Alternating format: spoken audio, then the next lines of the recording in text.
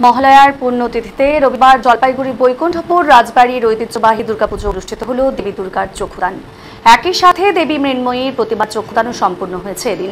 দীর্ঘ পরম্পরায় সমৃদ্ধ এই রাজবাড়ি দুর্গাপুজো এবছর 516 বছরে পদার্পণ করেছে। রাজপুরোহিত শিবু ঘোষাল জানিয়েছেন, পরম্পরায় বহু যুগ ধরে এভাবেই মহালয়ার দিন থেকে পুজোর সূচনা হয়ে আসছে বৈকুণ্ঠপুর রাজবাড়িতে। যদিও এখন আর রাজা নেই, রাজত্ব নেই, তবুও এই রাজ পরিবারের পুজোর নিয়ম নিষ্ঠা আজও একইভাবে পালন করা হয়। মহালয়ার দিনে তর্পণ করেন রাজ পরিবারের সদস্য প্রণত কুমার বসু। তিনি জানিয়েছেন, আজ সকালে তর্পণ হয়েছে আর এর মধ্য দিয়ে পুজোর আনুষ্ঠানিকতা শুরু হলো। কথিত রয়েছে, কোচবিহার রাজ পরিবারের সদস্য বিশ্ব সিংহ এবং বৈকুণ্ঠপুর রাজ পরিবারের শিষ্য সিংহ যৌথভাবে এই পুজোর সূচনা করেছিলেন। সেই থেকে অদ্যাবধি এই পুজো উত্তরোত্তর সমৃদ্ধ হয়ে চলেছে। রাজবাড়ির বিশেষত্ব হলো এখানে দুর্গা মূর্তির পাশাপাশি লক্ষ্মী, সরস্বতী, কার্তিক, গণেশ, সিংহ ও বাঘের প্রতিমা যেমন থাকে, তেমনি পূজিতা হয় জয়া, বিজয়া, ব্রহ্মা, বিষ্ণু, মহেশ্বর এবং মহামায়া চণ্ডীর মূর্তিও। এই মুহূর্তে কিন্তু আপনাদের সামনে দেখাচ্ছি বৈকুণ্ঠপুর রাজবাড়ির দেবী মৃন্ময়ীর মূর্তি এবং সেখানে কিন্তু চক্ষুদান করা হয়েছে। আজ সেই ছবি তুলে ধরা হচ্ছে। আজ মহালয়ার একেবারে শুভক্ষণে এই কর্মকাণ্ড হয়েছে। রাজবাড়ির পুত্রবধূ লীনা বসু জানিয়েছেন, এবছর তাদের দুর্গাপুজো 516 বছরে পড়ল। আগামীকাল প্রতিপদে ঘট স্থাপন হবে।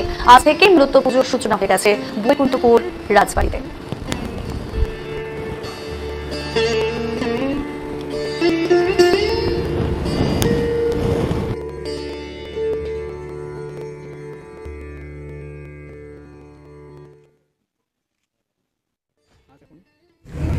তর্পণ হলো, এখন সন্ধ্যা মার পুজো হবে, বিষ্ণু দেবের পুজো হবে।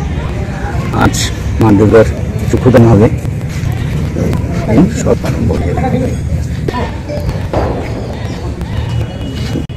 প্রতিবারই আমরা দেখেছি বা আগে ছোট থেকে দেখেছি, প্রচুর লোক আসেন, বাইরে বাইরে থেকে আসেন এবং মার কাছে আসেন। আমাদের কাছে না আসেন, মার কাছে, তার কাছে পুজো দিতে। মাও সবাইকে ভালোভাবে আশীর্বাদ করেন, যার জন্য প্রতি বছর মার পুজো হয় এবং তারাও পুজো দিয়ে যান। আজকে মায়ের চোখাখানা হচ্ছে মা দুর্গার সাথে আমাদের নিত্য পূজার কালী মায়েরও আজকে অঙ্গরাজ করা হলো। তারপরে সন্ধ্যাবেলা আমাদের কালী পুজো আছে। আর কাল সকালে আমাদের প্রতিবারের ঘট বসবে। কাল ভোরবেলা আমাদের পুজো আছে। মোটামুটি আজ থেকে পুজো শুরু।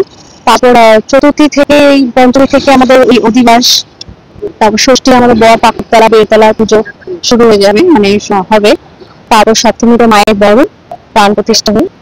এই পুজো সপ্তমীতে যেমন রাতে আমাদের অর্ধরাত্রি পুজো শুরু হবে। তারপর অষ্টমীতে যেরকম অঞ্জলি হয়, পুজো হয়, সেটা আছে। সাথে নবমীতে আমাদের হোম হয়। দশমীতে কিছু আমাদের তো প্রতি বছর মায়ের আমিষ ভোগই হয়, সবসময় আমিষ ভোগই হয়ে আসছে। মাছ ভোগই দেওয়া হয়, পোলাও ভাত এসবই। শুধু দশমীতে আমাদের একটু ভিন্ন হয়, মানে দশমীতে আমাদের মাকে পান্তা ভাত দেওয়া হয়, সাথে পুঁটি মাছ ভাজা, ইলিশ মাছ, শাপলার সবজি, কচু শাক এসব দিয়ে মায়ের নিয়ন্ত্রণ পর্ব আমরা করি।